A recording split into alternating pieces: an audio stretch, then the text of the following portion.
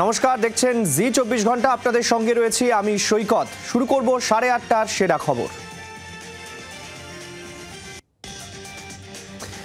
কোনো আগাম শর্ত ছাড়াই ফের বৈঠকে বসতে চলেছেন পুতিন ও জেলেনস্কি। খুব তাড়াতাড়ি সেই বৈঠকের দিনক্ষণ চূড়ান্ত হবে, তবে কোথায় বৈঠক হবে সে বিষয়ে এখনো কিছুই জানা যায়নি। দুদেশের রাষ্ট্রনেতার বৈঠকের পর তাদের দুজনের সঙ্গে বৈঠকে আবার বসতে পারেন ডোনাল্ড ট্রাম্প, নিজের ট্রুথ সোশ্যালে জানিয়েছেন মার্কিন প্রেসিডেন্ট। আর বাকযুদ্ধ নয়, এবার রীতিমতো খোশ মেজাজে বৈঠক করতে দেখা গেল ট্রাম্প জেলেনস্কিকে। 28শে ফেব্রুয়ারি বৈঠকে বাকযুদ্ধে জড়িয়ে পড়েছিলেন মার্কিন প্রেসিডেন্ট এবং ইউক্রেনের প্রেসিডেন্ট। 6 মাস পর উলট পুরাণ।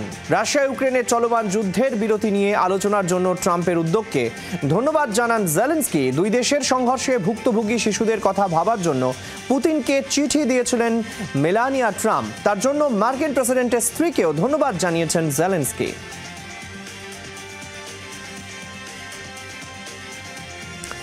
রাশিয়া ইউক্রেনের যুদ্ধ কবে শেষ হবে তা এখনো জানা নেই, তবে এই যুদ্ধ একদিন শেষ হবে বলে নিশ্চিত মার্কিন প্রেসিডেন্ট। তিনি জানিয়েছেন পুতিন এবং জেলেনস্কি দুজনেই যুদ্ধবিরতি চান। গোটা বিশ্ব ক্লান্ত এই যুদ্ধ দেখতে দেখতে। ট্রাম্প আরও বলেন তিনি 6টি যুদ্ধ থামিয়েছেন। ভারত পাকিস্তান সংঘর্ষের প্রসঙ্গ ওঠে ট্রাম্পের বক্তব্যে। তবে রাশিয়া ইউক্রেনের যুদ্ধ থামানো সহজ নয় বলেও স্বীকার করেছেন ট্রাম্প।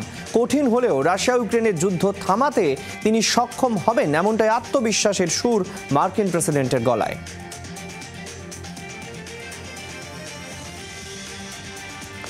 মোদি চীন সফরের আগে ভারতের চীনের বিদেশ মন্ত্রী ওয়াং ই সম্পর্কে শীতলতা কাটিয়ে এগিয়ে চলার বার্তা জয়শঙ্করের। সূত্রের খবর, ভারতের 3টি বিষয়ে আশ্বাস চীনের। সার, ভূগর্ভস্থ টানেল বোরিং যন্ত্রের প্রয়োজন মেটাবে বেজিং। ভারতের বিদেশ মন্ত্রীকে আশ্বাস চীনা বিদেশমন্ত্রী ওয়াং ইয়ের।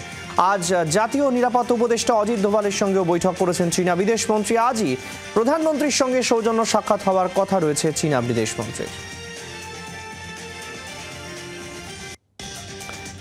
ভারত সফরে চীনের বিদেশমন্ত্রী ওয়াং ই বৈঠক করেন ভারতের বিদেশমন্ত্রী এস জয়শঙ্করের সঙ্গে। 3 বছর পর ভারতে এলেন ওয়াং ই। সীমান্ত সমস্যা, আঞ্চলিক নিরাপত্তা আরও অন্যান্য বিষয় নিয়ে তলানিতে ঠেকেছিল দুই দেশের সম্পর্ক। অন্যদিকে আগামীতে 31শে আগস্ট থেকে 1 সেপ্টেম্বর পর্যন্ত চীনের তানজিং শহরে যাবেন মোদি। দুই দেশের এই সফর চীন ভারতের সম্পর্ককে আরও মজবুত করবে বলেই মনে করছে ওয়াকিবহাল মহল।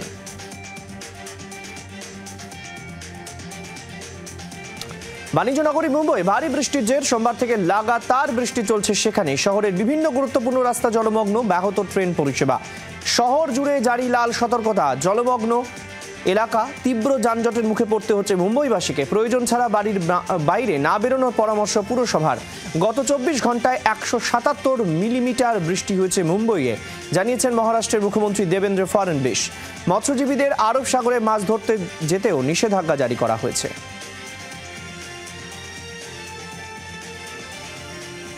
উপত্যকায় লাগাতার বৃষ্টির জের। পুঞ্চের মেন্দাহারে ভয়াবহ পরিস্থিতি। নদীর জল উপচে পড়ছে জলমগ্ন বিস্তীর্ণ এলাকা। নিরাপদে সরিয়ে নিয়ে যাওয়া হচ্ছে স্থানীয়দের।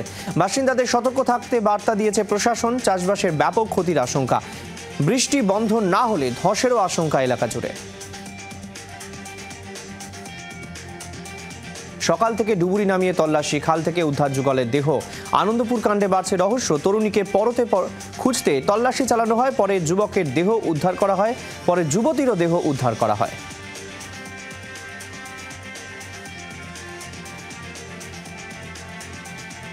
দফায় দফায় জল ছাড়ছে গজলডোবা তিস্তা ব্যারেজ। চিন্তায় নদী সংলগ্ন এলাকার বাসিন্দারা। মঙ্গলবার সকালেও 1195 কিউসেক জল ছেড়েছে গজলডোবা তিস্তা ব্যারেজ।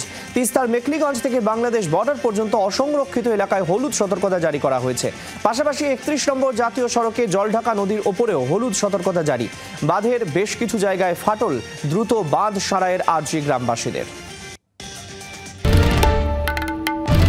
বাংলার আওয়াজ, বাঙালির আবেগ, জি 24 ঘন্টা।